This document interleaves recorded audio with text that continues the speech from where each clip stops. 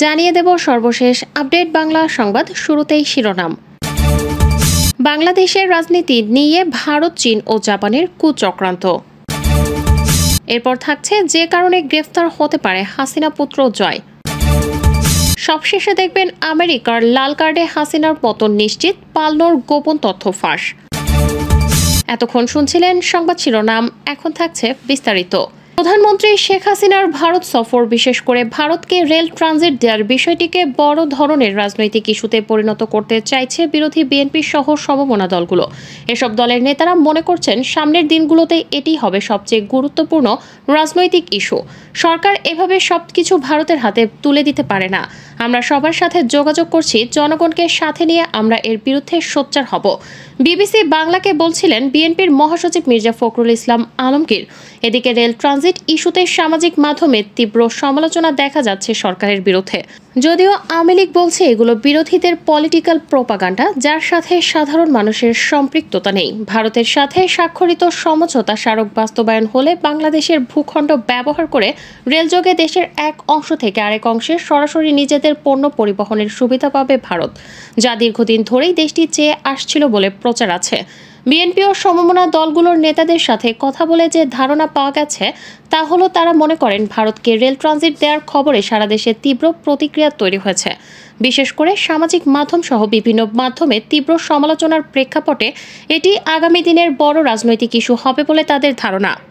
বিএনপির জাতীয় স্থায়ী কমিটির সভাতেও বিষয়টি নিয়ে বিস্তারিত আলোচনা হয়েছে। বিএনপি মহাসচিব মির্জা ফখরুল ইসলাম আলমগীর বলেছেন, ভারত এ যাবৎকাল ধরে যা যা চাইছিল তার সবই এ সরকার দিয়েছে। দর কষাকষির জন্য যে দু একটি টুলস হাতে রাখতে হয় সেটি পর্যন্ত রাখেনি।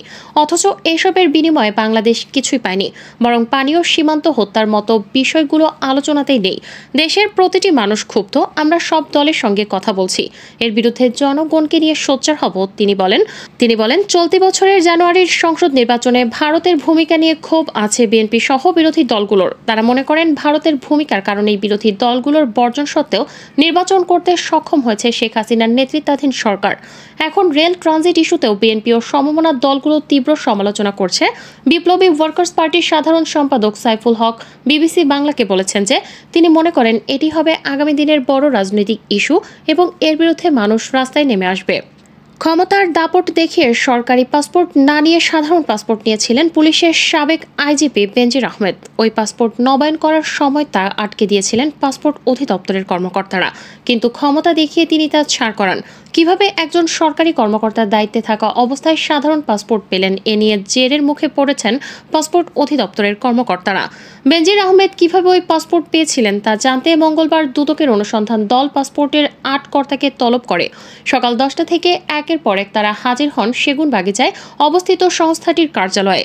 জানা যায় বেসরকারি চাকরিজীবী পরিচয়ে সাধারণ পাসপোর্ট নেন বেনজির আহমেদ, আশ্রয় নেন নজিরবিহীন জালিয়াতির, কিন্তু নবায়নের সময় ধরা পড়লে আটকে দেয় পাসপোর্ট অধিদপ্তর।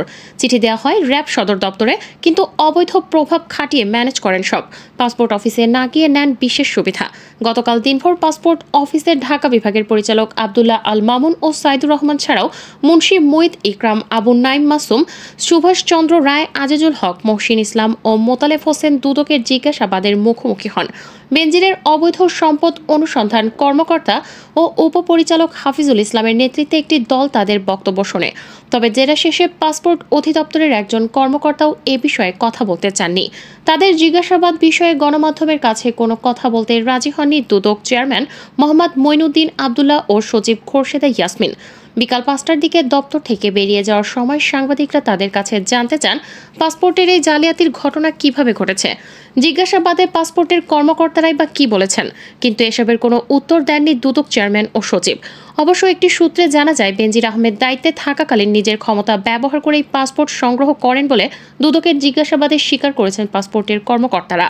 দুদকের এক কর্মকর্তা মানবজমিনকে বলেন, অনুসন্ধানে বেনজির ও তার পরিবারের সদস্যদের নামে থাকা 5টি পাসপোর্ট আমরা পেয়েছি, যার মধ্যে একটি পাসপোর্ট তার ব্যক্তিগত। সরকারি কর্মকর্তা হিসেবে তিনি কিভাবে ব্যক্তিগত পাসপোর্ট করেছেন তা নিয়েই আজকের জিজ্ঞাসাবাদ ছিল। তিনি আরও বলেন, পাসপোর্টের কর্মকর্তারা কম বেশি সবাই বেনজির সাহেবের প্রভাব খাটানোর কথা উল্লেখ করেছেন। সংশ্লিষ্ট সূত্র জানায় 2010 সালের 14 অক্টোবর বেনজিরকে নবায়নকৃত MRP মেশিন রিডেবল পাসপোর্ট দেওয়া হয়, নম্বর AA 1073-252। এর মেয়াদ উত্তীর্ণের তারিখ ছিল 2015 সালের 13 অক্টোবর। মেয়াদ পূর্তির আগেই 2014 সালে আবারও নতুন পাসপোর্টের জন্য আবেদন করেন। কিন্তু এবারও যথারীতি নিজেকে বেসরকারি চাকরিজীবী বলেই পরিচয় দেন। এ সময় বেনজির ছিলেন ডিএমপি কমিশনার। এমন গুরুত্বপূর্ণ পদে থেকে তিনি সরকারি পাসপোর্ট গ্রহণ করেননি। তার দ্বিতীয় দফায় নবায়নকৃত পাসপোর্টের মেয়াদ ছিল 2019 সালের 17 সেপ্টেম্বর পর্যন্ত। পাসপোর্ট নম্বর BC01111070। পরে 2016 সালে তিনি আবারও পাসপোর্ট নবায়নের আবেদনের জমা দেন।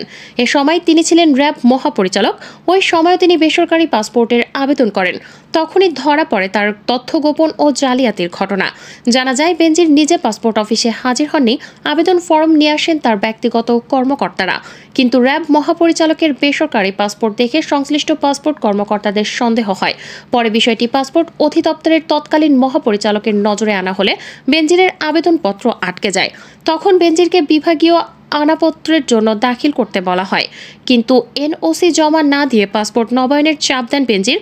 উল্লেখ্য, সাবেক এই আইজিপির অবৈধ সম্পদ নিয়ে গত 31 মার্চ একটি জাতীয় দৈনিকে সংবাদ প্রকাশ হয়। 18 এপ্রিল ওই প্রতিবেদন আমলে নিয়ে অনুসন্ধান শুরু করে দুদক। পরে সংস্থাটির সচিব খোরশেদা ইয়াসমিন অনুসন্ধানের সিদ্ধান্তের কথা 22 এপ্রিল গণমাধ্যমকে নিশ্চিত করেন। গত 23 মে আদালতের আদেশে সাবেক আইজিপি বেনজির আহমেদের 83টি দলিলের সম্পত্তি ও 33টি ব্যাংক হিসাব জব্দের নির্দেশ দেন আদালত। অন্যদিকে গত 26 মে আদালত বেনজির ও তার পরিবারের সদস্যদের নামের 119টি জমি দলিল, 23টি কোম্পানির শেয়ার ও গুলশানের 4টি ফ্ল্যাট জব্দের আদেশ দেন। সব মিলিয়ে 627 বিঘা জমি ক্রয় করা হয়েছে। এরই মধ্যে 2 দফা দুদকের পক্ষ থেকে তলব করা হয়েছে বেনজির আহমেদ ও তার পরিবারের সদস্যদের। কিন্তু এখন পর্যন্ত তারা কোনোবারই হাজির হননি। বরং এটি দুদক চেয়ারম্যান মহিনুদ্দিন আবদুল্লাহ বরাবর একটি চিঠিতে অব্যাহতি চেয়ে আবেদন করেছেন বলে জানিয়েছে দুদকের একটি সূত্র। পুলিশের বরিশাল রেঞ্জের ডিআইজি জামিল হাসান যেন একালের ভূস্বামী। রিসোর্ট করার জন্য জমি কিনেছেন 40 একর। নিজের পৈতৃক বাড়িটি নতুন করে গড়েছেন 30 বিঘা জমির ওপর। এর পাশে আছে অন্তত 36 বিঘা জমির ওপর গরুর খামার। এর সঙ্গে আছে গরুর হাট, যে হাট থেকে ইজারা নেন তারাই। তার সব জমি বরিশালের উজিরপুর উপজেলায়। এর বাইরে ঢাকায় তার আছে 2টি ফ্ল্যাট। এর একটিতে তার পরিবার বসবাস করে, অন্যটি প্রস্তুত হচ্ছে। গত 4-5 বছরের মধ্যে তিনি এই সম্পদ করেছেন। রিসোর্ট বানানোর জন্য কিনেছেন একটি মাঠ। উজিরপুরের সাতলা ইউনিয়নের দক্ষিণ রাজাপুর গ্রামের একটি মাঠই কিনে ফেলেছেন জামিল হাসান। সেখানে তিনি একটি রিসোর্ট বানানোর কার্যক্রম শুরু করেছেন। অন্তত 40 একর অর্থাৎ 120 বিঘার মতো জমি তিনি কিনেছেন গত 3-4 বছরে। আগে এগুলো ছিল ধানি জমি।